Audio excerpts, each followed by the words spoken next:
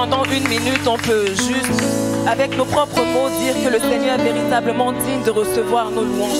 Est-ce que tu peux le dire avec tes propres mots? Seigneur, tu es réellement digne de recevoir ma louange, Seigneur. Il n'y a pas un autre Dieu, il n'y a pas une autre divinité qui soit digne, Seigneur, de nos louanges. Seigneur, c'est toi qui as donné ta vie pour nous. Et en retour, Seigneur, en réponse à cet amour, Seigneur, nous venons, Seigneur, pour t'adorer.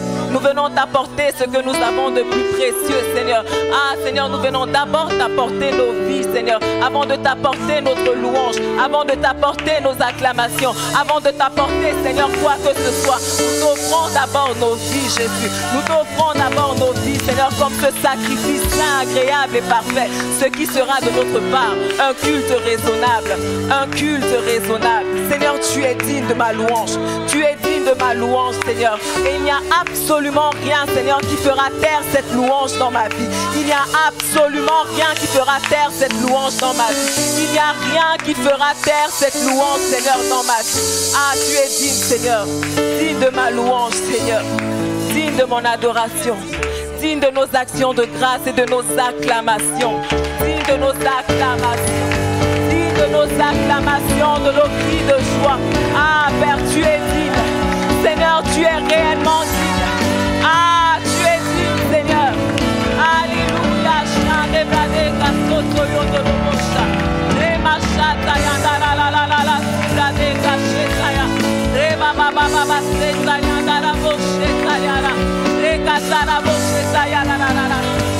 Toi seul est digne.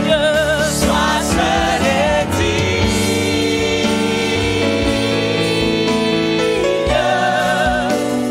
de recevoir louange et gloire pour l'éternité. Toi seul est digne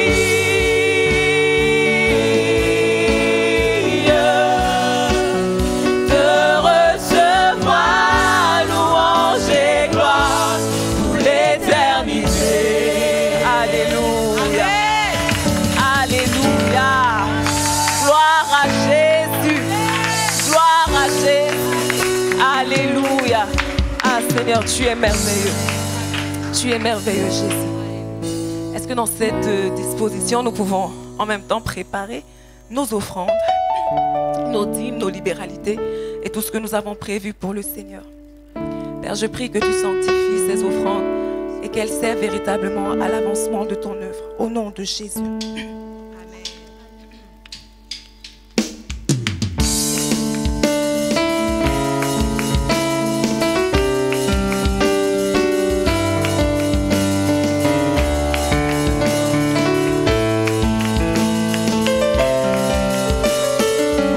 Quelle est notre seule prière? Telle est notre seule prière, telle est notre seule Chaque fois que nous louons,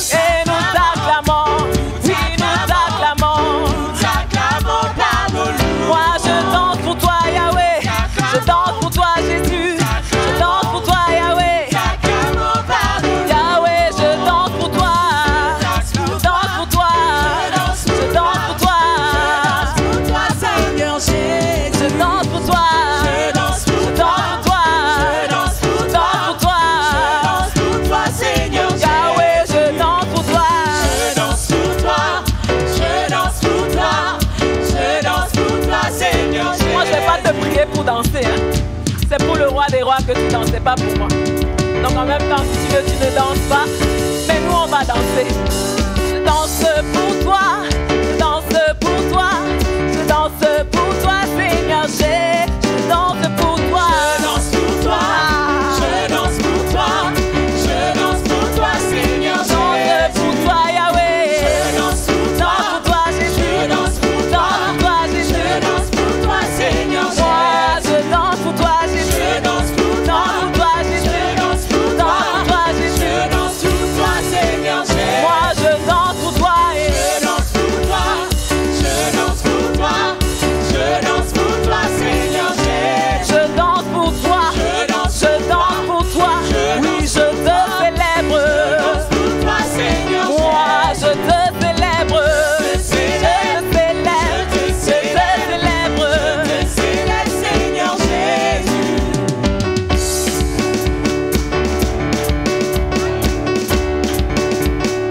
Est-ce que tu peux te réjouir avec moi cet après-midi? Alléluia. Tu vas te réjouir dans le nom de celui qui ôte la peur dans ta vie. Celui qui ôte la peur de tout genre dans ta vie. Alléluia. On y va ensemble. Je me réjouis. Je me réjouis dans le nom du Seigneur. Moi, je me réjouis. Je me réjouis dans le nom du Seigneur. Je lève les mains. Lève les mains dans le nom du Seigneur. Je danse de joie, je danse de joie. Danse de joie dans le nom du Seigneur. On va le reprendre. Moi, je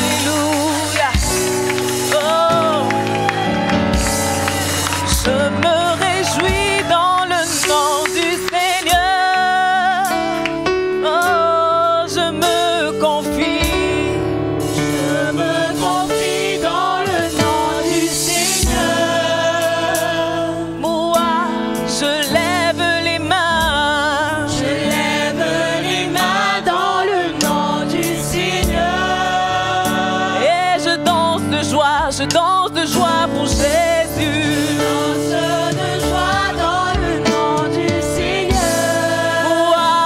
Moi, oui, je me réjouis.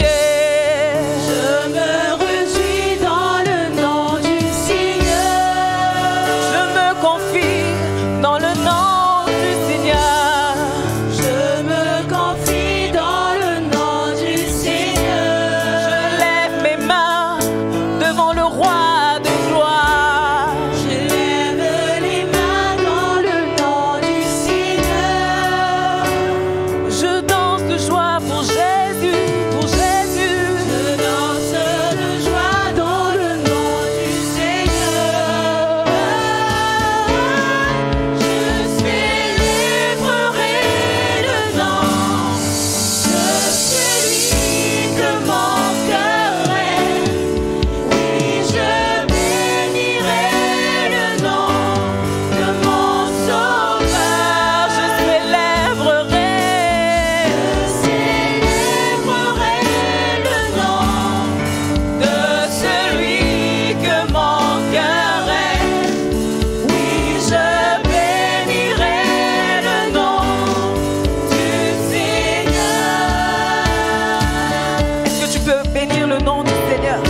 Est-ce que tu peux célébrer le nom du Seigneur? Le Dieu que tu as dit aimer, est-ce qu'il peut l'entendre de tes propres mots, avec tes mots? Oui Seigneur, je t'aime réellement. Et oui Seigneur, je veux te célébrer. Je veux t'adorer Seigneur. Moi je t'aime Seigneur, je veux te célébrer toute ma vie Seigneur. Toute ma vie Seigneur, je te célébrerai Jésus. Toute ma vie Seigneur, je te célébrerai.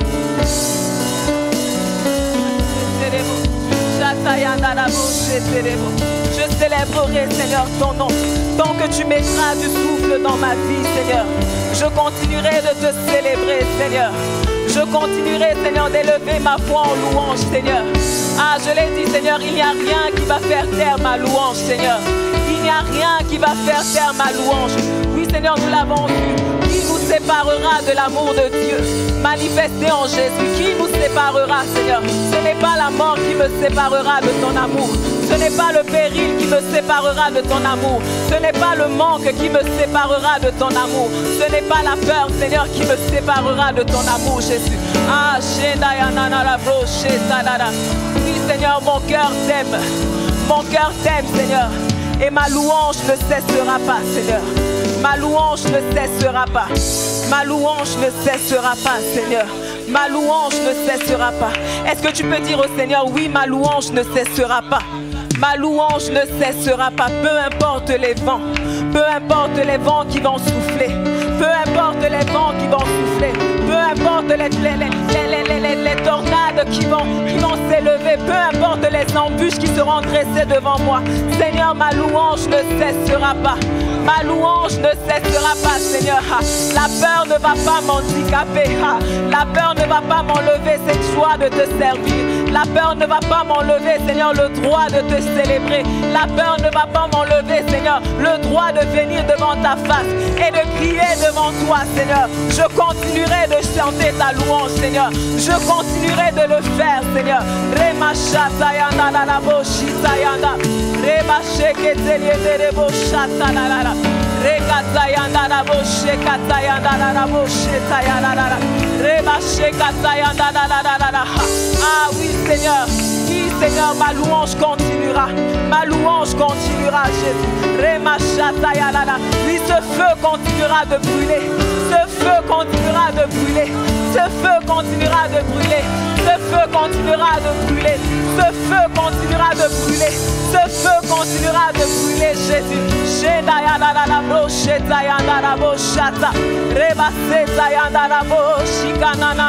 Ah, personne ne t'adorera mieux que moi. Seigneur, tu es digne. Alléluia.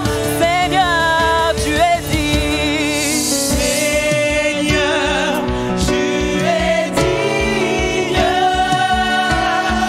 Le peuple t'adorer pour moi. ce que Ce que tu as fait pour moi. non, non, non, non, non,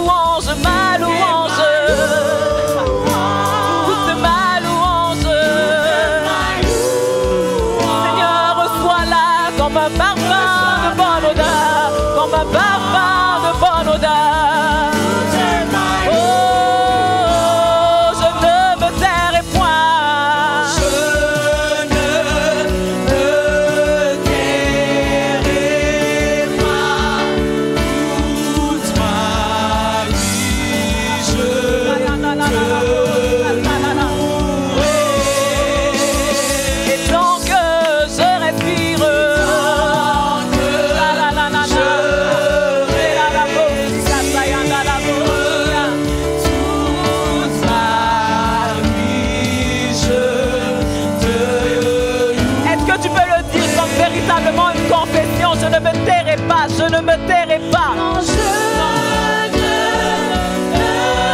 me tairai pas. Toute ma vie, je te louerai.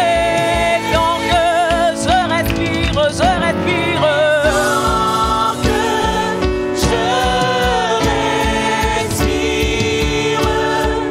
toute ma vie, je te louerai.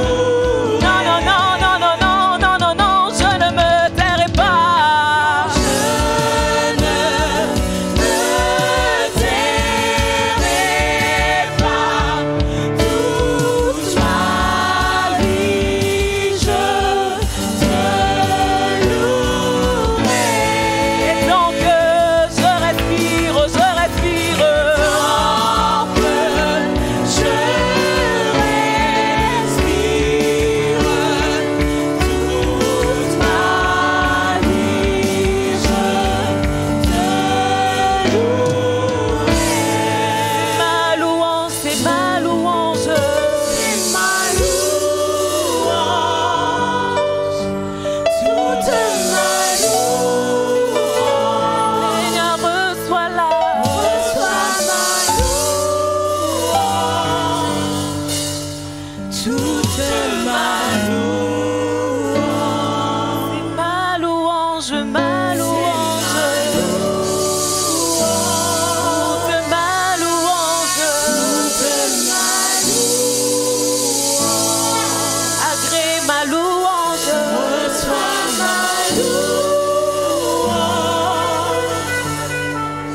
toute ma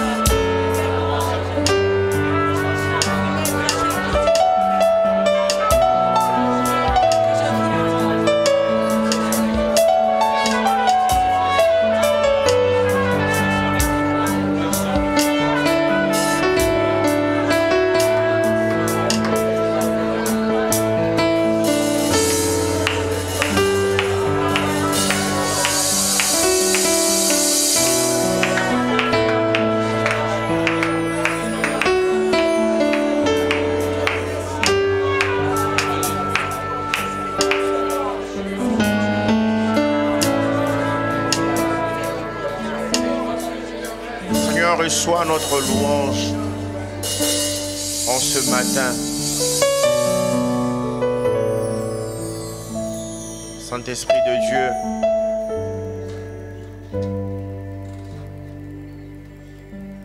Esprit d'amour,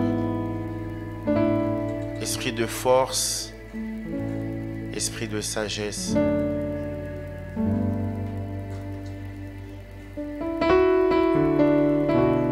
Toi qui viens glorifier Jésus dans nos vies.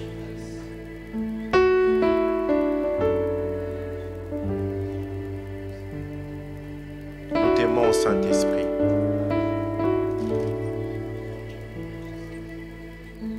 Toi le gage de notre rédemption.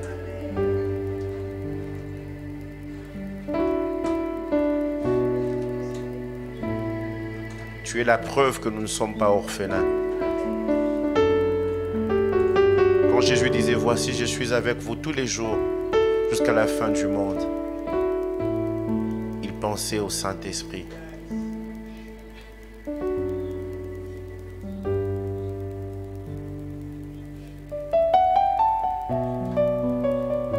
Auprès de toi, nous sommes rassurés.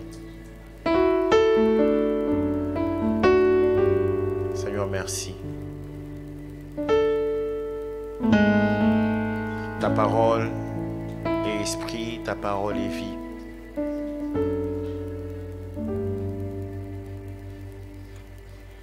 Ta parole change la trajectoire de notre vie. Ta parole change la destinée.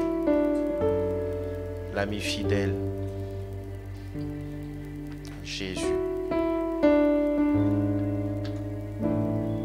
En écoutant ta parole, nous recevons ton nom. Parce qu'Apocalypse 19 nous dit, son nom est la parole de Dieu.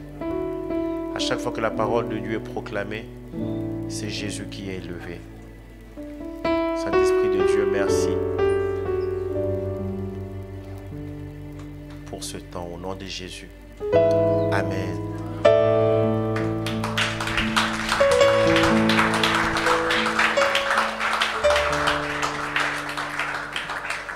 Alléluia, bonjour à tous.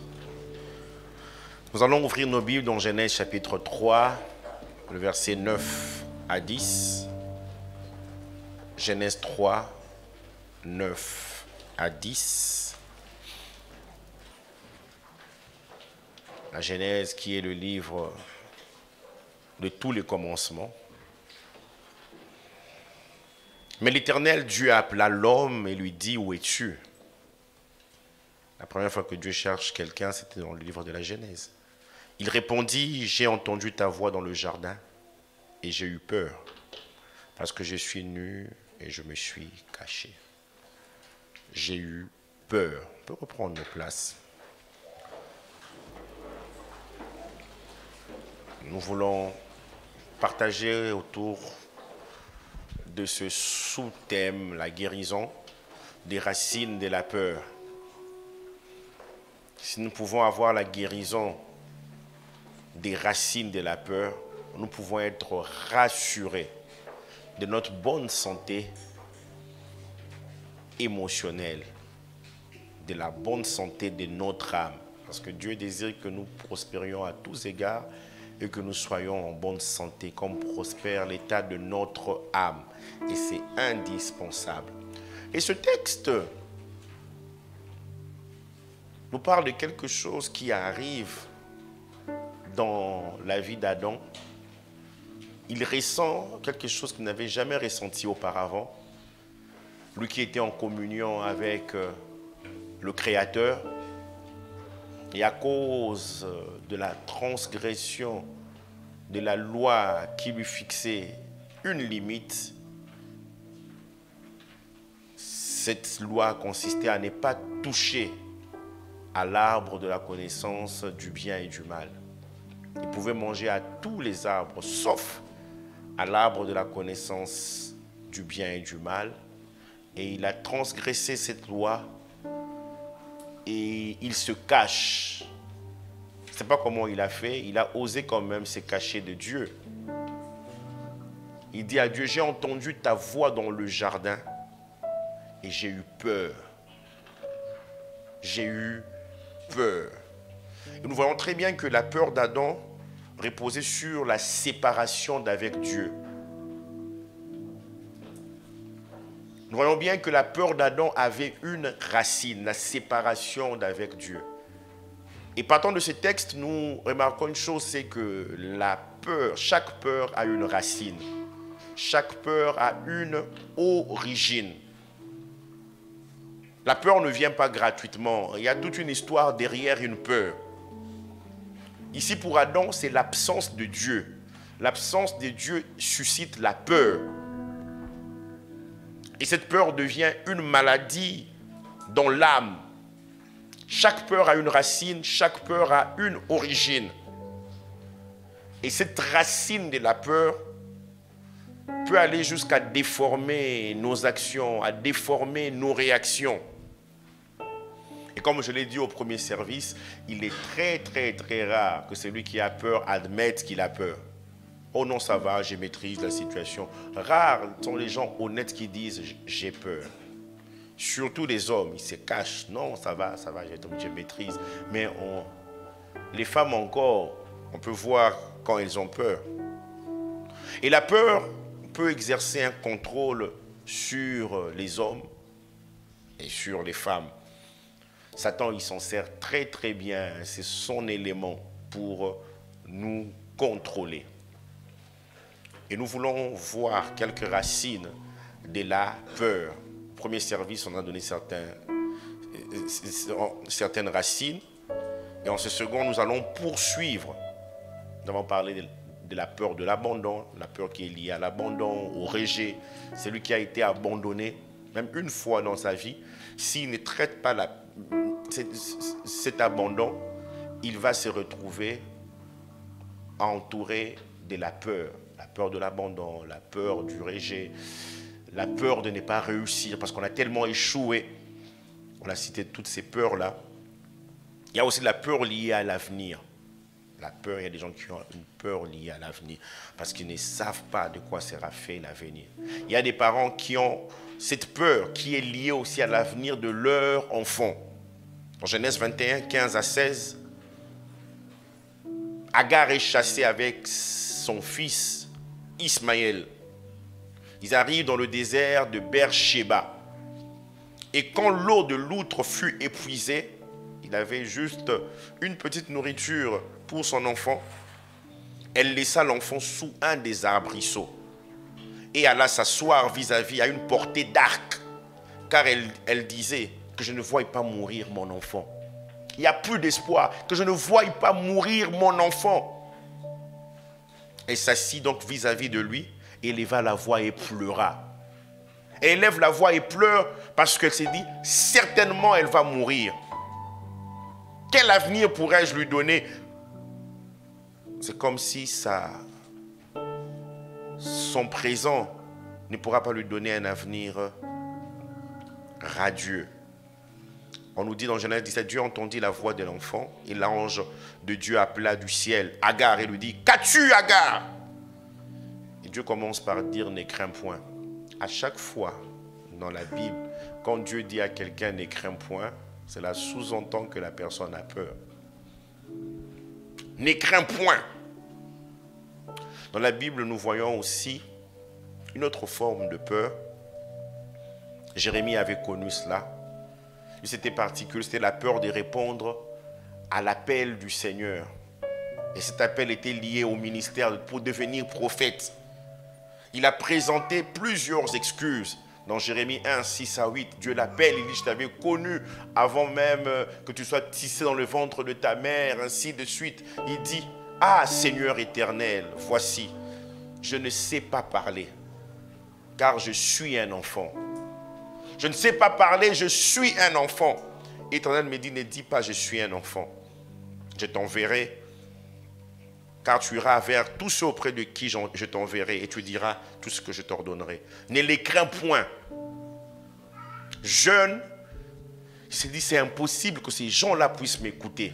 Il a peur, il dit, je ne suis qu'un enfant. Moi, je n'ai jamais entendu que tu puisses te servir d'un enfant. Je ne suis qu'un enfant, il a peur. Il dit, non, je ne peux pas. La peur peut avoir aussi comme racine la vengeance. Quelqu'un qui décide de se venger contre vous parce que vous avez fauté. Vous êtes responsable de vos actes, mais cela n'empêche pas que vous puissiez avoir peur. Dans Genèse 32, verset 11, on voit Jacob. Il a un contentieux avec son frère depuis 20 ans. Et Dieu lui dit, tu avais fui, maintenant tu rentres. Parce que quand tu fuyais ton frère, tu m'avais fait un vœu.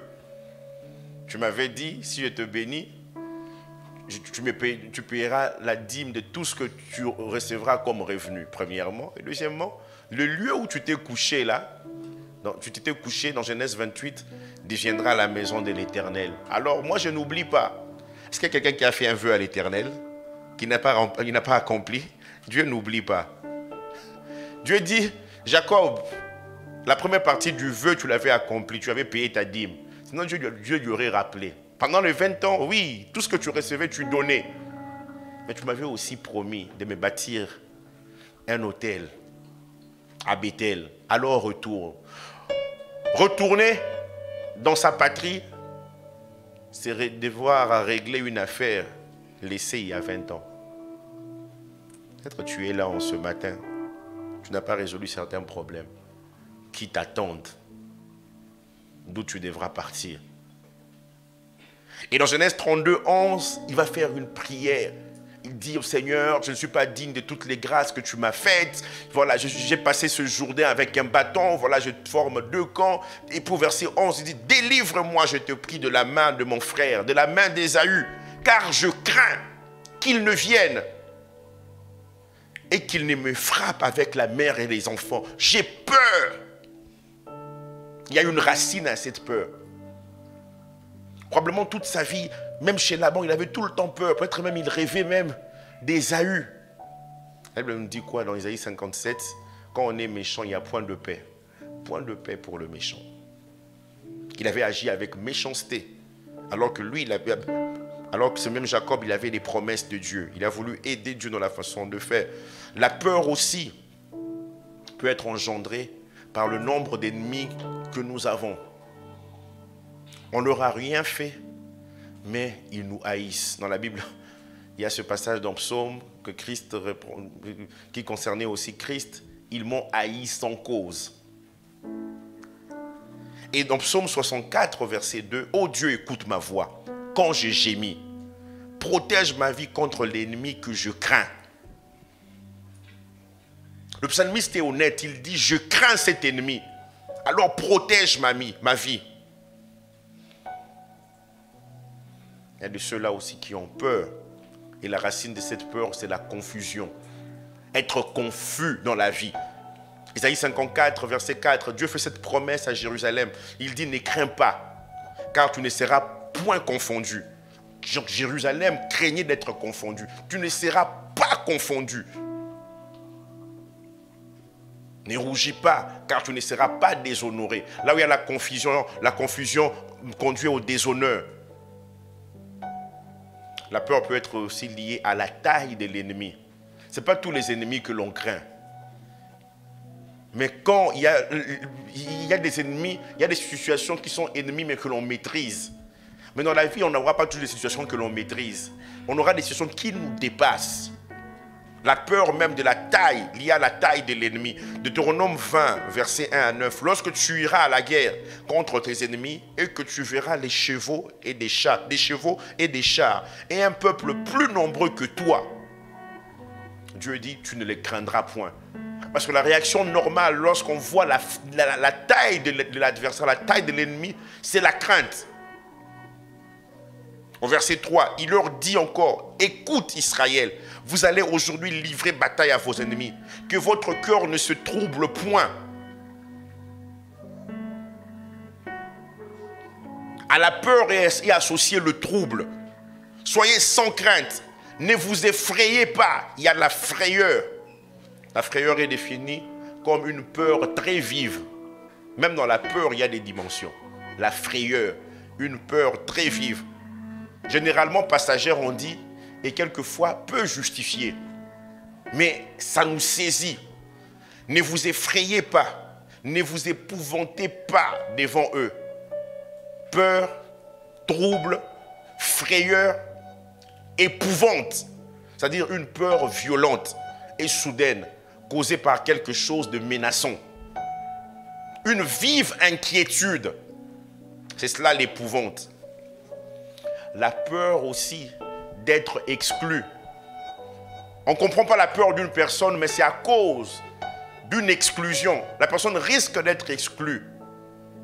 Risque d'être licenciée dans son boulot. Risque d'être exclu de sa propre famille. Le risque d'être exclu à l'école. On travaille, mais on ne voit pas les résultats escomptés. On a peur, on s'est dit, si je n'ai pas la note qu'il faut, je serai chassé de cette formation. La peur. En Genèse 9, 18 à 23, nous connaissons ce texte. On nous parle de l'aveugle né que Jésus a guéri un jour de sabbat. Les Juifs ne crurent point qu'il eût été aveugle et qu'il eût recouvré plutôt la vue, jusqu'à ce qu'il eusse fait venir ses parents.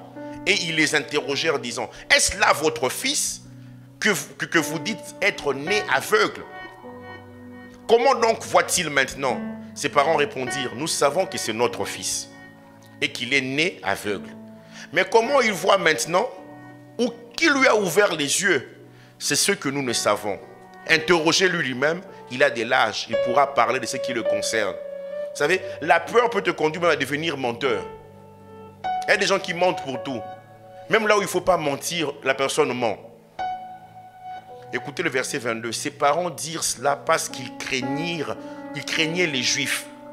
Car les Juifs étaient déjà convenus que si quelqu'un reconnaissait Jésus pour le Christ, pour le Messie, il serait exclu de la synagogue. C'est pourquoi ses parents dirent, il a l'âge, interrogez-le lui-même. Donc, ses parents savaient que c'est Jésus qui l'avait guéri. Mais ils craignaient les Juifs. Je me demande, il devait exclure les gens de la synagogue, alors que déjà les synagogues s'est vidées. Je ne sais pas pourquoi même le monsieur là avait peur. Les synagogues s'est vidées. Il n'y avait aucune guérison, il n'y avait aucune délivrance. La guérison, la délivrance était à l'extérieur. Jésus n'avait aucun bâtiment. Un jeune homme de 33 ans qui est en train d'entraîner les foules. C'était extraordinaire à cette époque. Il avait la grâce de Dieu sur lui. Quand la grâce de Dieu est sur nous, la grâce de Dieu nous attire les gens. On ne fournit aucun effort. Pensez à Jean-Baptiste. Il dit, il est la voix qui crie dans le désert. Les gens quittaient la Galilée, la Judée pour aller dans le désert, pour écouter Jean-Baptiste. Donc ces gens pouvaient être exclus. Peut-être ils craignaient de perdre leur position dans la synagogue ou le regard des autres. Et cela a entraîné la peur. Combien de fois même le regard des autres peut nous maintenir dans la peur? Interrogez-le lui-même, il a de l'âge. Nous savons qu'il est né aveugle, mais comment il a recouvré la vue? Nous le savons, faux.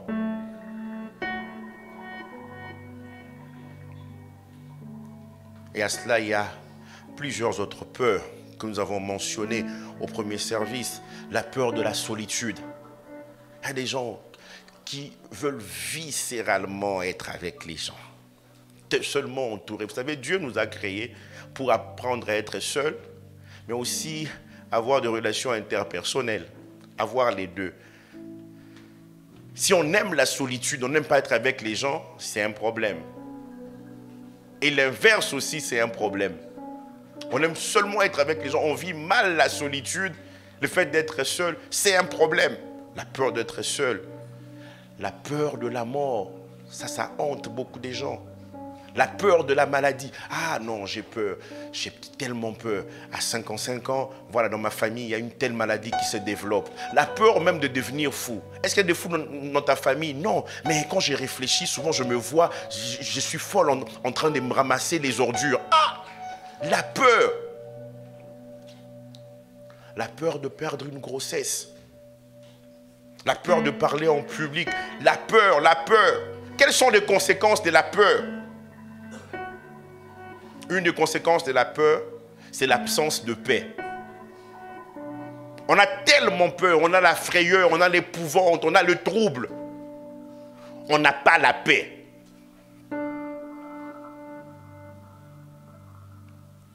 Est-ce qu'il y a quelqu'un qui a peur, qui dit, pasteur, prie pour moi? La peur ôte aussi la joie. Une autre conséquence, l'absence de joie. Elle nous dit, soyez toujours joyeux. Il y a des gens qui ne sont pas joyeux, ils ont peur.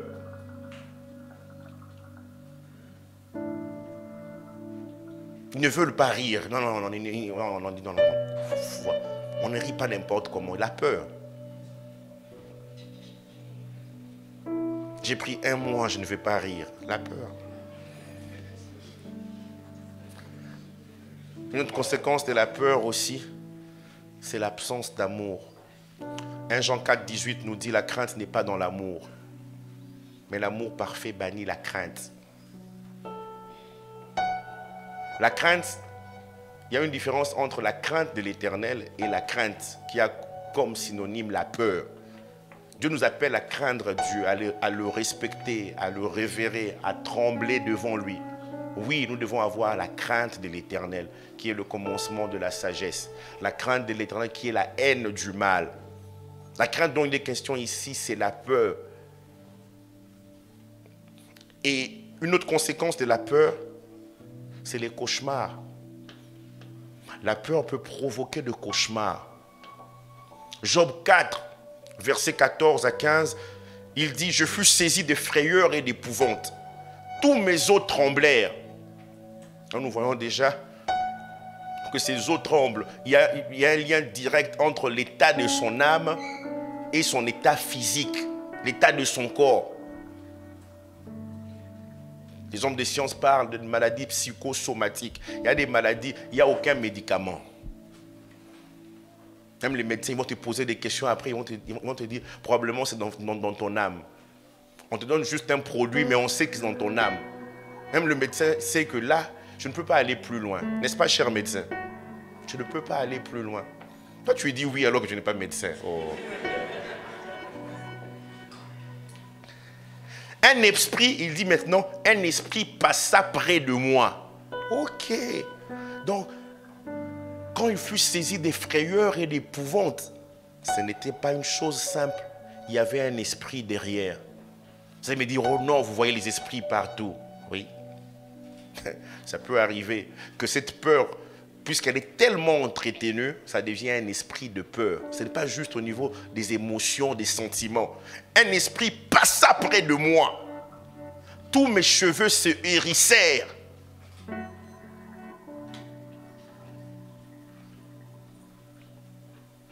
L'esprit de peur peut aller jusqu'à toucher le corps physique. Une autre conséquence de la peur, les angoisses. Tu es tout le temps angoissé. Psaume 25, verset 27, David dit, les angoisses de mon cœur augmentent. J'ai pris que ça puisse diminuer, que ça puisse disparaître. Les angoisses de mon cœur augmentent. Tire-moi de ma détresse. Angoisse, sensation de peur, d'inquiétude profonde. Et ça touche l'âme. Souvenez-vous de Joseph. Il part rencontrer ses frères qui faisaient paître le troupeau de son père. Lorsqu'il arrive là, avec son manteau multicolore, ses frères vont le saisir. Il va penser un moment, c'est une blague ou quoi? Oh non, Simeon, arrête. Vraiment, à ton âge, une telle blague, non? Il réalise que ce n'était pas une blague. On prend son manteau, on déchire, on le jette dans une citerne sans eau. Il se dit, mais ces gens-là sont sérieux? Et dans la citerne, il entend, il mérite la mort. Non, qu'on ne puisse pas les tuer, qu'on puisse quand même le vendre. Et puis, quelqu'un dit, mais moi j'ai faim d'abord, mangeons d'abord. Il se dit, ah, moi je suis en train de souffrir, eux ils ont faim. Et oui, dans la vie, il y a des gens comme ça aussi. Ils vous font souffrir, mais eux ils ont faim. Là, même nous, ils s'est mis à manger. Au passage des caravanes des Madianites, ils vont retirer Joseph de la citerne. Probablement, il s'est dit, alléluia, c'est bon, je sors. On dit, non, non, toi, tu dois être vendu. Et dans Genèse 42, verset 21, plus tard, Judas se souviendra de ce qui s'était passé ce jour-là. Il s'est dit alors l'un à l'autre, même tous, oui, nous avons été coupables envers notre frère, car nous avons vu l'angoisse de son âme. Ils étaient imperturbables. Ils ont vu l'angoisse de son âme. Ils ont vu la peur dans les yeux de ce jeune homme de 17 ans. Nous avons vu l'angoisse de son âme, car quand il nous demandait grâce, et nous ne l'avons point écouté. C'est pour cela que cette affliction nous arrive. Il nous demandait grâce, il pleurait. Dans le psaume 105, le psalmiste dit, on avait mis ses pieds dans le fer. La version d'Arbé dit, le fer entra dans son âme.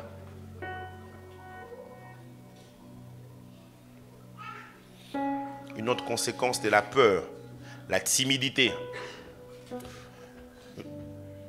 Une autre conséquence encore de la peur, le refus d'essayer. On a échoué plusieurs fois, on ne veut plus essayer. On a peur, ici ça ne marche pas. Et moi j'aime souvent dire, ici ça marche. Pour moi, si ça ne marche pas, ça devient une expérience. Quelqu'un a écrit un merveilleux livre.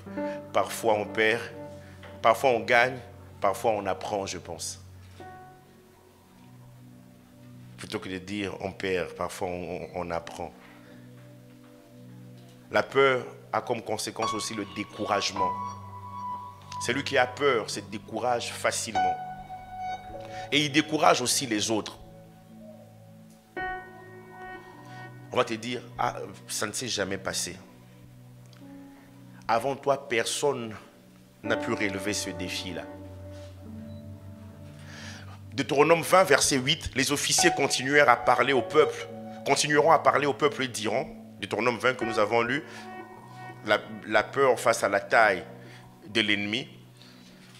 Les officiers qui étaient sacrificateurs diront, qu'est-ce qui a peur et manque de courage?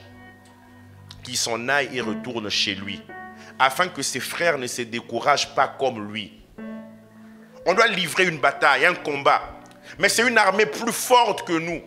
Dieu dit, ne soyez pas troublés, ne craignez pas, ne vous effrayez pas, ne vous épouvantez pas.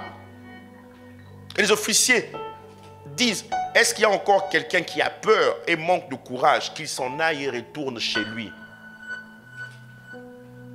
afin que ses frères ne se découragent pas comme lui. Quand tu as peur, tu deviens même un problème pour les autres.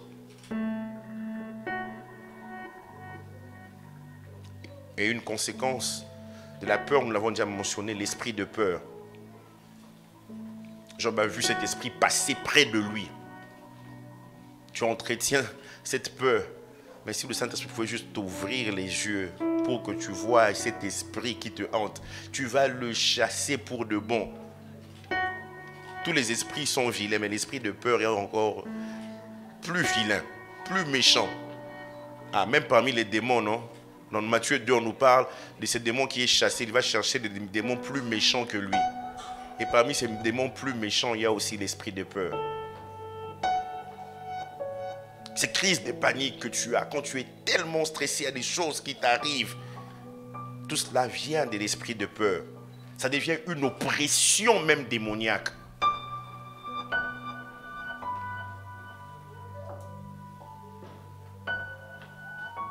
Si autant les hommes que les femmes ont peur, nous remarquons une chose, que les femmes expriment plus leur peur que les hommes. Et dans 1 Pierre 3, verset 6, l'apôtre Pierre dit, comme Sarah qui obéissait à Abraham et l'appelait son Seigneur, c'est d'elle que vous êtes devenues les filles, en faisant ce qui est bien. Et l'apôtre Pierre leur dit, sans vous laisser troubler par aucune crainte. Sans vous laisser troubler par aucune crainte. Souvent, on peut penser que quelqu'un fait de la blague, mais la personne a peur de tout. La personne est déstabilisée à cause d'un cafard. Ça la montre, ça la montre, je l'ai vraiment.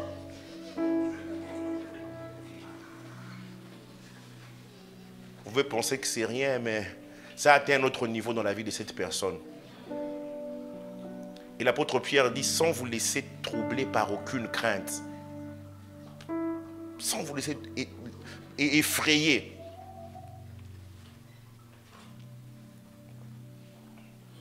Une âme en bonne santé, c'est une âme qui n'a plus peur. Job 3, 25 dit, ce que je crains, c'est ce qui m'arrive. Ce que je redoute, c'est ce qui m'atteint. En ce matin, Dieu te dit, arrête avec la peur. Ce que je crains, c'est ce qui m'arrive. Il faut toujours sonder ton cœur. Je prends une telle décision à cause de la peur, ou bien c'est la volonté de Dieu. Ce que je redoute, c'est ce qui m'atteint. J'ai peur d'avoir une telle maladie. J'ai peur. Ce que je crains, c'est ce qui m'arrive.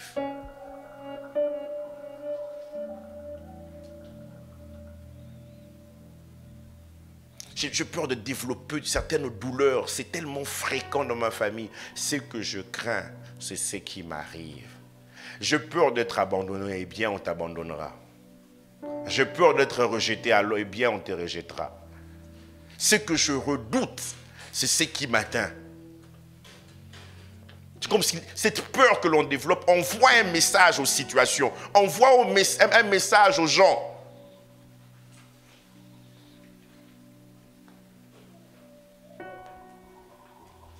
Comment alors recevoir la guérison des racines de la peur? Parce que Dieu, il aime traiter un problème à sa racine ou à ses racines. Dieu ne traite pas les symptômes. Dieu ne traite pas les manifestations de quelque chose. Oui, il veut traiter la peur, mais il veut aller plus loin. La peur avait été engendrée par la séparation de l'homme avec Dieu. Alors il a envoyé Jésus. pour mettre un terme à la peur ainsi qu'à toutes ses racines. Comment recevoir la guérison des racines de la peur? Au premier service, on a parlé de faire face aux racines de la peur. Nous voulons poursuivre en disant aussi prendre la décision d'être guéri de la peur. Tu as tellement été dans la peur que tu n'imagines pas ta vie sans peur. Il y a des gens comme ça. Il faudrait quand même une certaine peur, même pour faire les choses. Donc, il faut que je sois d'une certaine manière stressé à fond. Ah, ok. Il y a des gens qui entretiennent leur peur. Ils appellent ça même ma peur, ma tristesse. Dans Jean 5, verset 6, c'est monsieur qui est guéri à la piscine de Bethesda. Le jour du sabbat, Jésus, il provoquait bien ces gens-là qui s'attachaient au sabbat. Il les provoquait vraiment. Parce que tous ces miracles étaient le jour du sabbat. Voilà, donc toi aussi, là, fais attention, toi qui crois au sabbat. Jésus, il est venu montrer qu'il était le maître du sabbat. Il les a provoqués. Dans Jean 5, verset 6, Jésus, l'ayant vu coucher, sachant qu'il était malade depuis longtemps, lui dit, « Veux-tu être guéri ?» Tu me vois là, veux-tu être guéri? Il y a des gens qui entretiennent leur maladie, leur peur. Je ne peux pas m'identifier sans cette peur. C'est ce qui fait ma vie.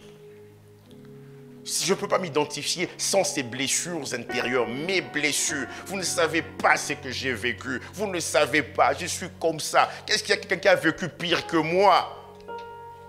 Veux-tu être guéri? Le malade lui répondit, Seigneur, je n'ai personne pour me jeter dans la piscine quand l'eau est agitée. Et pendant que j'y vais, un autre descend avant moi. Mais réponds à la question, veux-tu être guéri? Veux-tu être guéri ou veux-tu parler de ton problème? Veux-tu parler de ta situation? Est-ce que je veux réellement que cette peur-là cesse dans ma vie? J'en ai assez de vivre dans la peur. J'en ai assez de côtoyer même les gens qui me poussent à avoir toujours peur.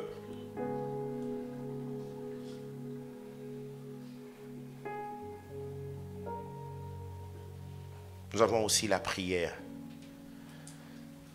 « 1 Pierre 5, verset 7, « Déchargez-vous sur lui de tous vos soucis, car lui-même prend soin de vous. » Les soucis conduisent à la peur. Il dit, déchargez-vous sur lui de tous vos soucis. Psaume 55, verset 23. La version du Semeur nous dit, rejette ton fardeau sur l'Éternel. Remets ton sort à l'Éternel, lui second. Rejette ton fardeau sur l'Éternel. Dieu lui-même, il a pris la décision de prendre ce fardeau. Mais toi, tu refuses. Tu dis, non, c'est mon fardeau. Il dit, il prendra soin de toi. Il ne laissera pas le juste s'écrouler pour toujours. La prière. La prière. Tu pries pour dire, Seigneur, j'en ai assez. Ça doit cesser. Cet esprit de peur, ces angoisses, cette tristesse, ça doit cesser. Peu importe ce que je vis, ces situations ne doivent pas me contrôler. Nous devons savoir que Dieu est proche de nous. J'aime beaucoup Lamentation 5, Lamentation 3, le verset 57. Jérémie dit, au jour où j'étais invoqué, tu t'es approché. Au jour où j'étais invoqué, tu t'es approché. Tu as dit, ne crains pas. Ne crains pas. Quand on s'approche, il est avec nous. Quand on l'invoque, lui-même, il s'approche. Et tu as dit, ne crains pas. Ce n'est pas un homme qui nous le dit. C'est le Créateur des cieux et de la terre.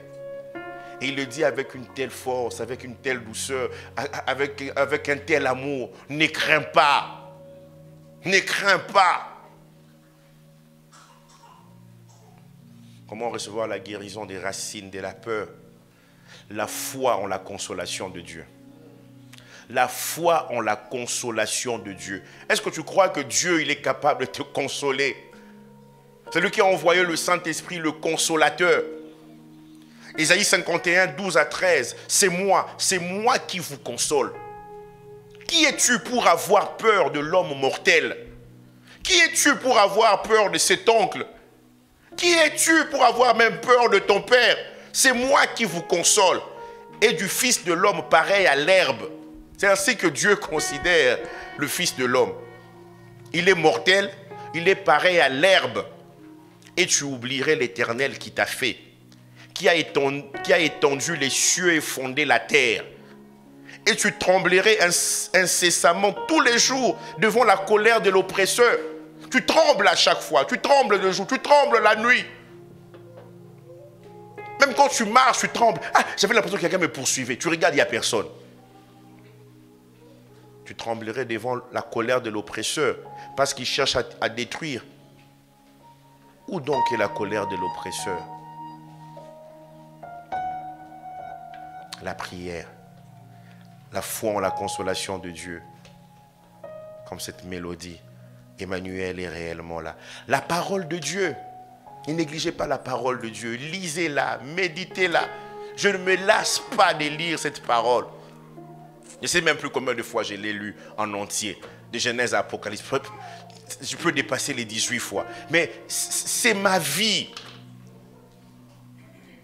On peut me prendre pour un fou quand j'ai lu la Bible. Je souris. À un moment, je me fatigue. Je me dis, bon, ça, j'ai tellement lu cette Bible-là, je change de Bible. Je veux découvrir. On découvre tellement des choses. Je dis, waouh.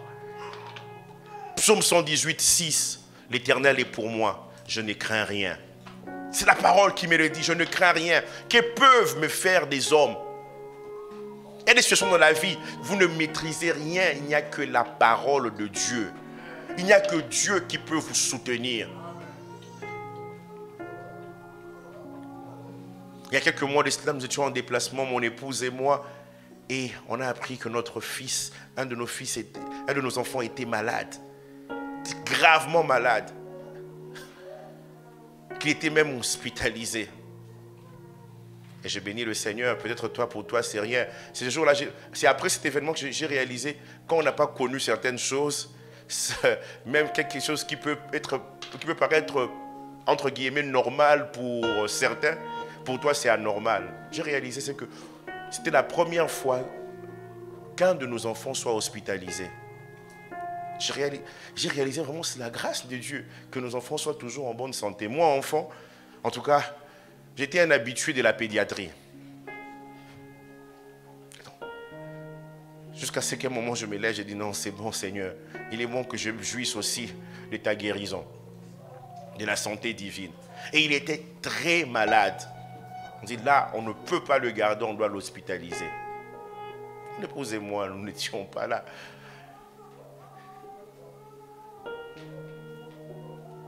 Et à un moment, je commençais à faire mes calculs. J'ai dit à mon épouse, donc là, je pense que je dois tout faire demain matin.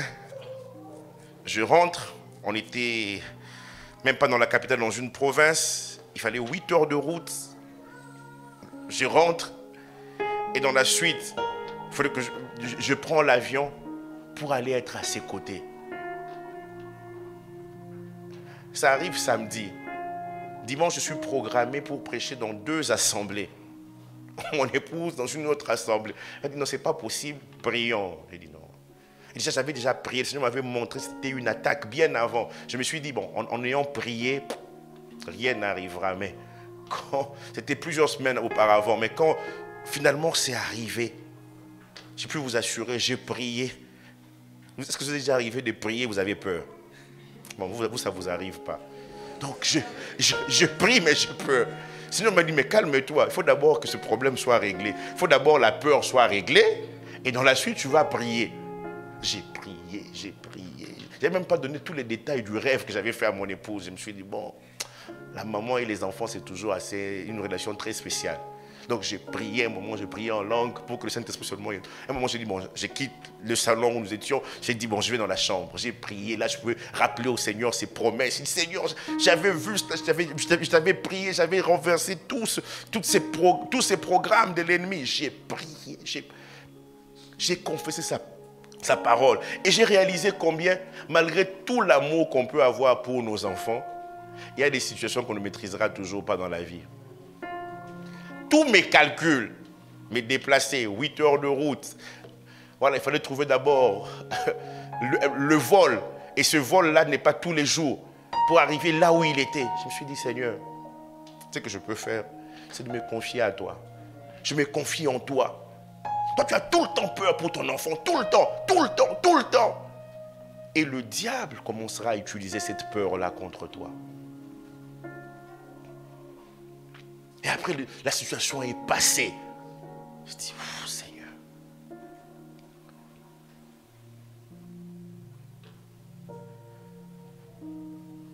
Dans Jérémie 1, verset 8, il dit à Jérémie, ne les crains point, car je suis avec toi pour te délivrer, dit l'Éternel. Ne les crains point. Il est temps que la peur puisse changer de camp. Non, les enfants de Dieu ne doivent pas rester dans la peur. La peur doit aller dans le camp de l'ennemi. « 40 ans plus tôt, Moïse avait mobilisé 12 espions pour qu'ils aillent explorer le pays promis Canaan. Nous sommes dans le nombre 13. Ils partent et parmi les 12, il y a Josué et Caleb qui arrivent aussi avec les 10 autres. Après l'exploration, ils retournent. Moïse leur avait dit, amenez-nous aussi le fruit du pays. Ils ont ramené le fruit du pays. Ils sont revenus avec une grappe de raisin. À Eshtawol, où ils étaient, ils ont dit, nous avons vu ce pays. C'est vraiment le pays où coule le lait et le miel. La parole de Dieu est vraie. Mais nous y avons vu des géants, des fils d'Anak, de la race des géants. Nous étions à nos yeux et à leurs yeux comme des sauterelles. Comment à leurs yeux, vous étiez des espions, on n'a même pas eu le temps de converser avec eux. C'est la peur qui fait dire ça. Et dans Nombre 14, verset 1, on nous dit durant toute la nuit, le peuple a passé son temps à pleurer. Ils étaient entre 3 à 6 millions de personnes. Ils ont pleuré, ils se sont fâchés, ils ont murmuré contre Moïse et contre les chefs. Nommons-nous un chef et retournons en Égypte. Pourquoi nous allons mourir ici? Caleb leur dit, calmez-vous. Ils n'ont plus d'ombrage. L'Éternel est avec nous. Et s'il nous est favorable, nous allons avoir la victoire. Nous allons conquérir Canaan. Et dans Josué 2, verset 10, c'est Rahab qui parle 40 ans plus tard.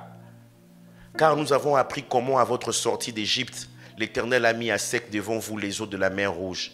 Et comment vous avez traité les 2 rois des Amoréens au-delà du Jourdain, Sihon et Og, que vous avez dévoués par interdit. Nous, on avait appris cela. Les parents racontaient cela à leurs enfants. Et eux, ils étaient ignorants. Ils ont vu juste la taille des ennemis. Nous l'avons appris et nous avons perdu courage.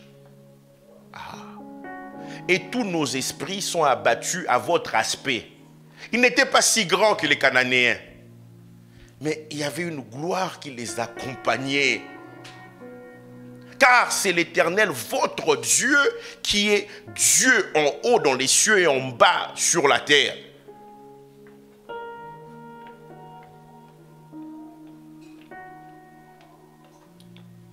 Nos esprits sont abattus à votre aspect. La peur était chez les Cananéens. La peur doit changer de camp dans ta vie. J'aimerais nous dire, Dieu ne change pas toujours les situations en notre faveur pour que tout devienne normal. Quelquefois, il apprécie ça et même toujours, il nous équipe pour affronter les situations difficiles. Il envoie Ézéchiel auprès d'une famille de rebelles, un peuple de rebelles. Et ils ont toujours été rebelles. Ces Hébreux, là, dans un Thessaloniciens même, l'apôtre Paul dit, c'est vous qui avez tué Jésus. Et puis, dans Ézéchiel 3,9, il dit, je rendrai ton front comme un diamant, plus dur que le roc. Ils ne deviendront pas moins rebelles. Ils auront toujours cet aspect terrifiant. Mais moi, j'ai fait une œuvre en toi. C'est toi qui dois changer. Quand tu es toujours là, Seigneur, change la situation. J'ai tellement peur. Change la situation. Sinon, te dit, c'est toi qui dois changer désormais. Tu dois être fort. Tu dois être fort. L'apôtre Paul, il était à Corinthe, prêchant la parole de Dieu. Dans Actes 18, 9, le Seigneur dit à Paul en vision, pendant la nuit, ne les crains point, mais parle et ne t'étais point. Car j'ai un peuple nombreux. Le verset 10. J'ai un peuple nombreux. Car je suis avec toi. Et personne ne mettra la main sur toi pour te faire du mal. Je suis avec toi. Personne ne mettra la main sur toi pour te faire du mal. Parle, car j'ai un peuple nombreux dans cette ville. Je suis avec toi. Il te dit en ce matin, je suis avec toi. Personne ne mettra la main sur toi. Vous savez, dans ce bas monde, on peut avoir toutes les précautions possibles, mettre en place tout ce qu'il faut pour que les gens ne nous fassent pas du mal, du tort. Mais ça arrivera. Mais nous ne devons pas avoir peur. Es-tu dans le péril? Ne crains point. Paul, le navire dans lequel il s'est trouvé allait faire naufrage dans Acte 27. Et Dieu va lui envoyer un ange pour lui dire, Paul, ne crains point. Paul commençait à se poser la question, qui m'avait demandé d'en appeler à César, alors que même Agrippa voulait me libérer. Dieu lui dit, ne crains point, il faut que tu comparaisses devant César. Et voici, Dieu t'a donné tout ce qui navigue avec toi. Il faut que tu comparaisses. Et quand vous lisez dans Philippiens et même dans 1 Timothée, il est en train de dire qu'il a prêché cette parole même dans la maison de César. Dieu est passé même par la prison de Paul pour que dans la maison de César, on puisse entendre parler de Christ. Es-tu dans le péril? Ne crains point. Le psalmiste dit, quand je marche dans la vallée de l'ombre de la mort, je ne crains aucun mal. Car tu es avec moi. Ta houle et ton bâton me rassurent. Je ne crains aucun mal. La vallée de l'ombre de la mort, tout est là pour te terrifier. Il dit, je ne crains aucun mal. Ou tu vas me dire, pasteur, vous ne savez pas ce que je suis en train de vivre. Je m'aimerais te dire, ne crains aucun mal. Ne crains aucun mal. Psaume 56, 5 dit, je me glorifierai en Dieu, en sa parole. En sa parole. Lisez-la, méditez-la. Je me confie en Dieu, je ne crains rien. Que peuvent me faire les hommes? Psaume 56, 11. Je me glorifierai en Dieu, en sa parole, une deuxième fois. Dans le même passage, je me glorifierai en l'Éternel, en sa parole. Et en ce matin, Dieu t'envoie sa parole. Dieu t'envoie sa parole. Pour sortir des racines de la peur, nous devons aussi apprendre à chanter des cantiques à l'Éternel. À chanter. Jacques 5, verset 13, quelqu'un parmi vous est-il dans la souffrance qu'il prie? Quelqu'un est-il dans la joie qu'il chante des cantiques? Quelqu'un est-il dans la souffrance qu'il prie? Et la prière là va les rendre joyeux. C'est ce que ce passage veut dire. Quelqu'un est-il dans la joie qu'il chante des cantiques? On te dit chante des cantiques, on te dit saute, loue le Seigneur. Tu ne veux pas. Toi, ta joie s'est placée. Tu places ta joie en la Champions League. Bon, on va un peu oublier nos problèmes. Mais ça passe. 90 minutes, maximum 120 minutes. Mais les cantiques de l'Éternel. David était en train de fuir son fils Absalom. Et Dieu l'a conduit à composer un cantique. Le psaume 3. Ô Seigneur, tu vois mes ennemis et tous ceux qui se lèvent contre moi. Il y a ceux qui disent de moi, plus de salut pour lui en Dieu. Mais toi, mon roi, toi, mon bouclier. Il est en train de fuir, il chante. Tu es ma gloire et tu relèves ma tête. Mais toi, mon roi, toi, mon bouclier. Tu es ma gloire, tu relèves ma tête. Je ne crains pas cette multitude qui s'est postée tout autour de moi. Il y a ceux qui disent de moi, plus de salut pour lui en Dieu. Mais toi mon roi, mais toi mon roi, toi mon bouclier. Tu es ma gloire et tu relèves. Oh, mais toi mon roi, toi mon roi, toi mon bouclier. Tu es ma gloire et tu relèves ma tête. Dès que je t'appelle à mon secours, tu me réponds de ta montagne sainte. Il y a ceux qui disent de moi, plus de salut pour lui en Dieu. Mais toi mon roi, mais toi mon roi, toi mon bouclier. Tu es ma gloire et tu oh, mais toi mon roi, mais toi mon roi, toi mon bouclier. Tu es ma gloire et tu relèves. Il est en train de composer ces chants, vous l'avez vu avec votre pasteur Chiméi en train de l'insulter. Va-t'en, homme des sangs. Dans 2 Samuel 16, il l'insulte. Dieu fait retomber sur toi le sang de Saül et de sa famille que tu as exterminé. On lui lance des fausses accusations. Mais il dit, mais toi mon roi, toi mon bouclier, tu es ma gloire et tu relèves ma tête. En 2008, on a reçu un pasteur ici, Philippe Jauré, qui nous disait, d'habitude, quand on prie, après une prédication, on nous dit baissons la tête. Mais il dit notre Dieu, il est celui qui relève notre tête.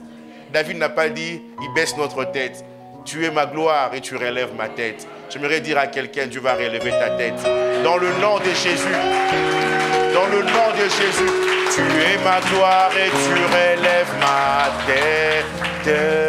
Mais toi mon roi, toi mon bouclier. Tu es ma gloire et tu... Oh, mais toi mon roi, mais toi mon bouclier. Tu es ma gloire et tu es... Oh, mais toi mon roi.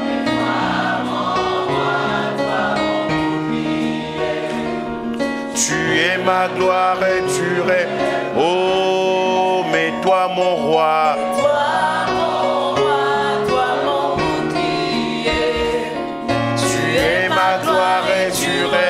Oh, mais toi mon roi, toi mon bouclier, tu es ma gloire et tu relèves ma tête. Mais toi mon roi, mais toi mon roi, toi mon bouclier, tu es ma gloire et tu relèves ma tête. Mais toi mon roi, et toi mon roi, toi mon bouclier, tu es ma gloire et tu relèves ma tête. Alors parle à ce roi qui est ton bouclier. Il a pris la décision de relever ta tête. Il a pris la décision de relever cette tête qui avait été baissée à cause des racines de la peur. Parle à ce roi. Parle à ce roi immortel. Parle à ce roi merveilleux. À ce roi infini qui ne passera point. Il est ta gloire et il relève ta tête. Dis non à la peur. Dis non à la peur. Dis non aux racines de la peur. Au nom de Jésus. Au nom de Jésus. Cet enfant ne mourra pas. Dans le nom de Jésus. Cette maladie ne t'emportera pas. Dans le nom de Jésus. Dans le nom de Jésus. Tu n'échoueras pas. Dans le nom de Jésus. Les gens ne pourront pas arrêter le plan que Dieu a pour toi. Ta famille ne pourra pas arrêter le plan que Dieu a prévu pour toi. Ah, Isaïe n'a pas pu arrêter la destinée de David. Oh, Eliab, le grand frère, n'a pas pu arrêter la destinée de David. Et je viens de déclarer, personne n'arrêtera ta destinée au nom de Jésus. Oh, je ne crains point cette multitude qui s'est postée autour de moi. Il y a ceux qui disent de moi, plus de salut pour lui en Dieu. Mais toi, mon roi, toi, mon bouclier, tu es ma gloire et tu relèves ma tête dans le nom de Jésus. Dans le nom de Jésus, toi, mon roi. Oh, Seigneur Jésus, tu es ma gloire. Tu es ma gloire et tu relèves ma tête. Et toi, mon roi. Et toi, mon roi, toi, mon bouclier. Tu es ma gloire et tu relèves ma tête. Mais toi, mon roi. Et toi, mon roi, toi, mon bouclier. Tu es ma gloire et tu relèves ma tête. Mais toi, mon roi. Et toi, mon roi, toi, mon bouclier. Tu es ma gloire et tu relèves ma tête. Mais toi, mon roi. Et toi, mon roi, toi, mon bouclier. Tu es ma gloire et tu relèves ma tête.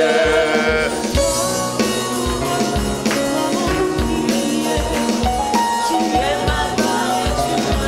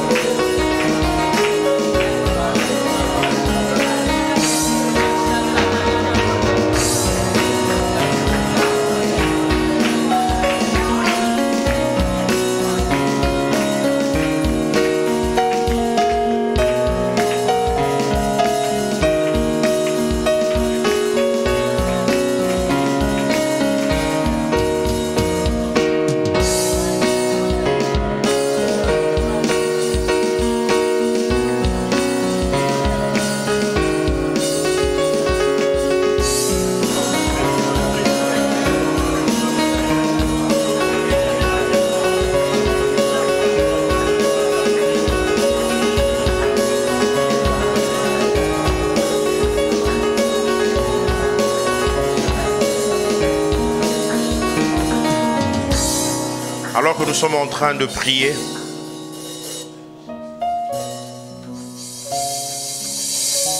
nous devons savoir que la première étape pour être délivré de la peur, c'est de croire en Jésus. La Bible nous dit dans Hébreux 2,15, c'est Jésus, par sa mort à la croix, il a délivré tous ceux qui, par crainte de la mort, étaient toute leur vie retenus captifs dans la servitude. Retenus captifs dans la servitude. On peut prier contre la peur, mais si Jésus n'est pas Seigneur et Sauveur de ta vie, la peur sera toujours là. La Bible nous dit dans 1 Jean 4, verset 15, c'est lui qui confessera que Jésus est le Fils de Dieu. Dieu demeure en lui et lui en Dieu. Alors que nous sommes debout et que nous réalisons que nous voulons accepter Jésus comme Sauveur et Seigneur de notre vie. Là où vous êtes, vous pouvez juste lever votre main droite. C'est lui qui délivre de toutes les peurs, de toutes les frayeurs. C'est lui. Il n'y a pas quelqu'un d'autre. Il n'y a pas quelqu'un d'autre. Crois au Seigneur Jésus. Crois au Seigneur. Est-ce qu'il y a quelqu'un qui veut placer réellement sa confiance en Jésus, en croyant en Jésus comme Seigneur et Sauveur? Il ne s'agit pas d'une religion. Il s'agit d'une rencontre avec le ressuscité. Vous fréquentez l'église. Vous avez fréquenté l'église depuis votre enfance, mais il n'y a pas eu cette rencontre. Cette rencontre-là marque à vie.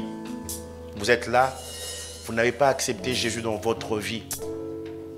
Mais vous voulez réellement l'accepter dans votre vie. Là où vous êtes, levez bien votre main droite. C'est un jour de joie qu'une telle décision soit prise. Oui, avoir des cantiques sur notre téléphone, avoir des louanges ne fait pas de vous un chrétien. passer même par les eaux du baptême, ça ne fait pas de vous un chrétien. C'est d'abord accepter Jésus et dans la suite, on passe par les eaux du baptême. La Bible dit, celui qui croira et qui sera baptisé sera sauvé. Peu importe ce qu'a été ton baptême, même si ça a été un baptême par immersion dans un fleuve, si vous n'avez pas au préalable accepté Jésus, cela ne ressemble qu'à un bain que vous avez pris ces jours-là. Mais en ce dimanche, Dieu veut changer la destinée de quelqu'un.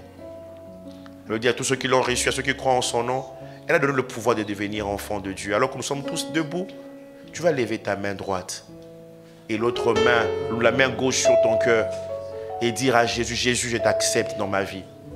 Comme Sauveur et Seigneur, je t'accepte. Je t'accepte. Merci pour les personnes qui répondent à l'appel. Est-ce qu'on peut les prendre en charge, prier avec ces personnes? Oui, Seigneur, tu sauves encore aujourd'hui. Tu sauves encore aujourd'hui. La Bible dit, il y a une joie dans le ciel pour un seul pécheur qui se répand. Oui, c'est ce qu'il nous faut. Seigneur, merci, merci, parce que tu es venu pour sauver, tu es venu pour délivrer. Est-ce qu'on peut acclamer Jésus pour les personnes qui veulent aller plus loin? Au nom de Jésus, au nom de Jésus, au nom de Jésus, priez avec eux, priez avec ces personnes. Et si tu es là et que tu veux revenir au Seigneur, tu peux lever ta main droite aussi. On priera avec toi pour que tu reviennes réellement au Seigneur. Oui, tu vas prier après moi. Seigneur Jésus, je viens à toi tel que je suis. Je n'ai pas marché tel que ta parole me le recommande. Mais aujourd'hui, je reconnais que je suis un pécheur. Seigneur Jésus, lave-moi par ton sang. Je t'accepte aujourd'hui comme Seigneur et Sauveur de ma vie. Viens et habite en moi. Et je le crois par la foi que je suis une nouvelle créature aujourd'hui. Je suis né de nouveau. Merci parce que mon nom est inscrit dans ton livre. Au nom de Jésus, merci pour la vie que tu me donnes. Au nom de Jésus. Seigneur Jésus, je te remercie parce que tu me ramènes à toi. Autrefois, je t'ai connu, mais je t'avais abandonné. Mais en ce jour, je reviens à la maison. Merci de m'accueillir à bras ouverts. Au nom de Jésus-Christ. Alléluia. Est-ce qu'on peut acclamer Jésus?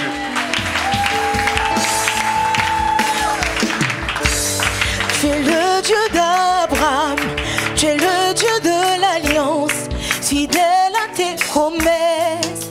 Et encore, oui, tu as prouvé, tu fais tout ce que tu dis. Tu es le tempête et le vent qui souffle, je reste confiant. Mon cœur reconnaît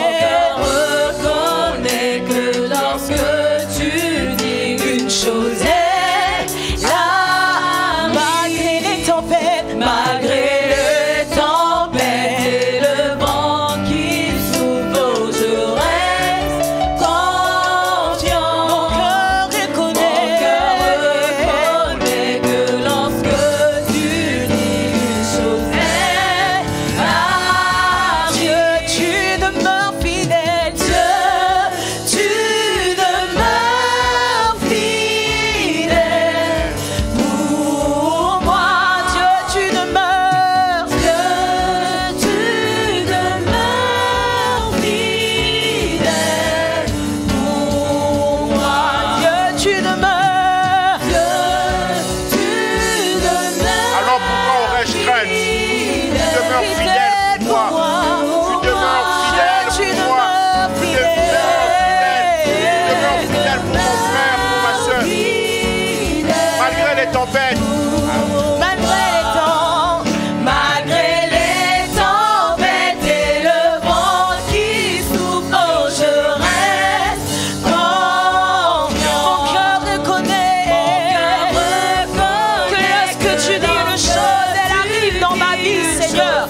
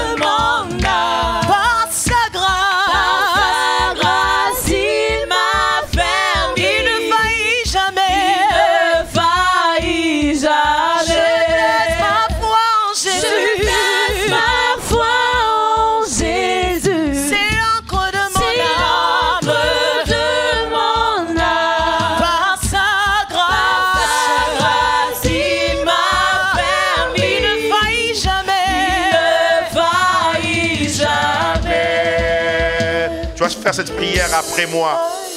Je n'offrirai au diable aucune occasion. Au nom de Jésus, je n'offrirai au diable aucune occasion.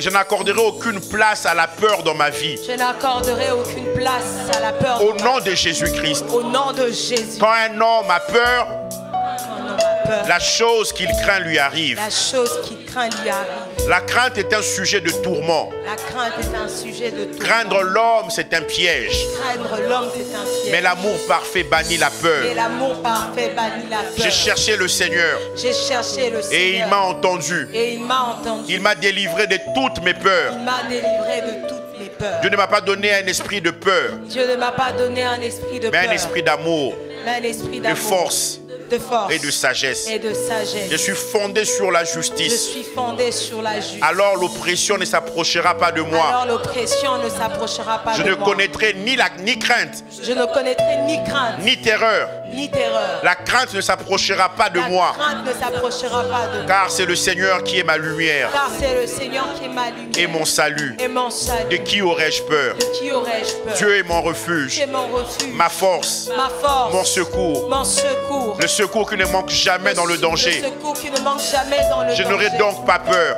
Je n'aurai donc pas peur. Si j'en étais encore à essayer de plaire aux hommes, Si j'en étais encore à essayer de plaire aux je hommes, ne serais pas serviteur de je Jésus-Christ, ne serais pas serviteur de Jésus. mais je suis le serviteur du Dieu très haut. Je suis la serviteur du Dieu. Je ne crains rien, Je ne crains rien. car il est avec moi. Car il est avec Je ne moi. tremblerai pas, Je ne tremblerai car pas. il est mon Dieu. Car il est mon Dieu. Il me fortifie, Il me fortifie. il m'aide, Il m'aide. il vient à mon Il secours, vient à mon secours. il me soutient de sa droite Il me triomphante. soutient de sa droite triomphante. Jamais Dieu ne m'abandonnera, Jamais Dieu ne m'abandonnera. ni me laissera. Ni me laissera. C'est pourquoi je peux proclamer avec audace: C'est pourquoi je peux proclamer avec le Seigneur est mon secours, Le Seigneur est mon et je ne crains rien. Et je ne crains rien. Que peuvent me faire les Que hommes? peuvent me faire les hommes? J'ai été rendu juste. J'ai été rendu juste. C'est pourquoi j'ai l'audace. C'est pourquoi j'ai l'audace. Jamais Dieu ne m'abandonnera. Jamais Dieu ne m'abandonnera.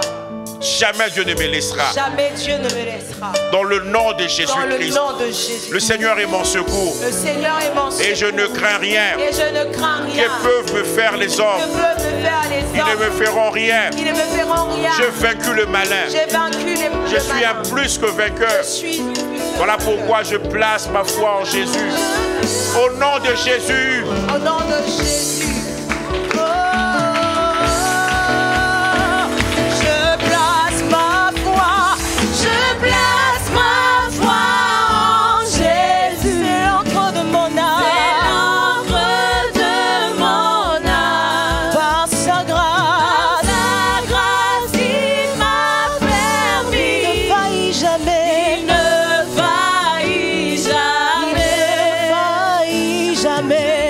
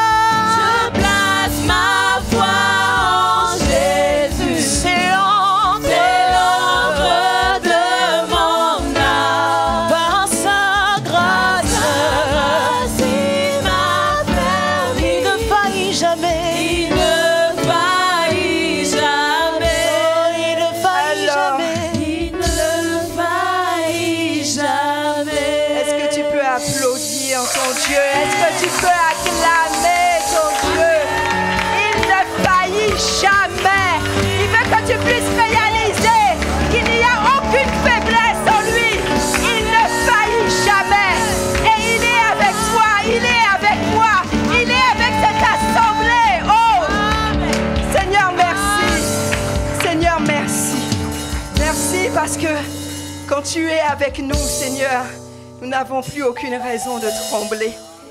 Seigneur, lorsque tu es avec nous, nous sommes forts. Seigneur, et nous voulons avancer. Nous voulons nous relever, Seigneur, et nous rappeler que tu es avec nous. Tu es là, Seigneur. Seigneur, je veux que quelqu'un en ce jour puisse le réaliser.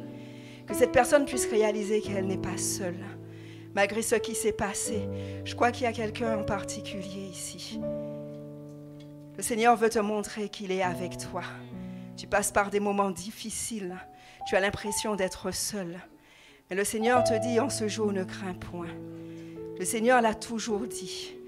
Je crois que dans la Bible, 365 fois, il est dit « Ne crains pas ». Chaque jour, il te le dit, afin que tu puisses relever la tête et que tu puisses avancer. Amen. Amen. Nous allons passer aux offrandes rapidement. Notre temps est largement avancé et je vais vous communiquer quelques annonces également.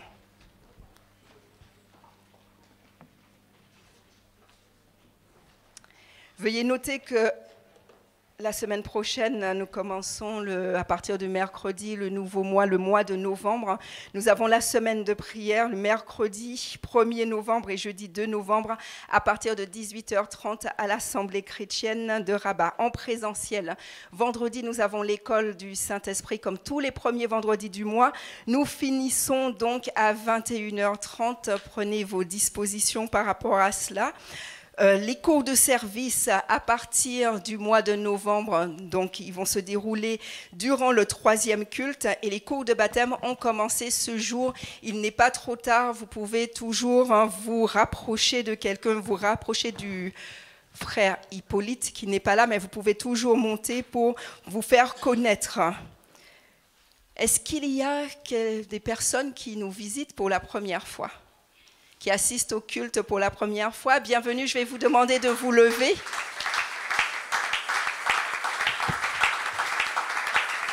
C'est la seule personne.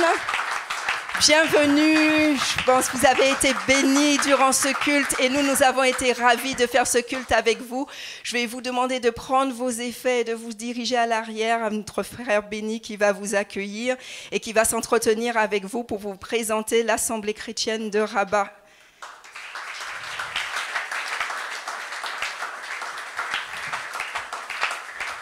Nous arrivons au terme de ce culte. Je vais vous demander de vous lever et que nous puissions dire merci à notre Seigneur. Sans lui, ces choses ne sont pas possibles. Sans lui, la guérison complète n'est pas possible. Sans lui, la délivrance n'est pas possible. Et tu reconnais encore en ce jour que ce n'est que par lui. Oui, Seigneur, nous voulons encore te dire merci. Nous voulons te dire merci parce que tu sais combien la peur agit dans nos vies, Seigneur. Seigneur, tu sais combien nous sommes parfois terrassés par ce sentiment qui peut devenir un esprit, Seigneur. Et en ce jour, dans ton amour infini, dans ta grâce infinie, tu as voulu que nous soyons délivrés. Tu as voulu que nous soyons définitivement délivrés, Seigneur Jésus, de la peur, afin que désormais nous puissions marcher en relevant la tête, Seigneur. Seigneur, tu ne veux plus nous voir courbés. Tu ne veux plus voir cette assemblée courbée. Mais tu veux que, Seigneur, nous puissions regarder à toi, afin que nous puissions avancer, nous puissions faire ces œuvres que tu as préparées d'avance pour nous. Seigneur, merci pour ta grâce. Merci pour l'œuvre que tu es en train de faire en nous. Cette œuvre, nous la saisissons par la foi. Que ton nom soit glorifié. Amen. Amen. Je vous souhaite un bon dimanche.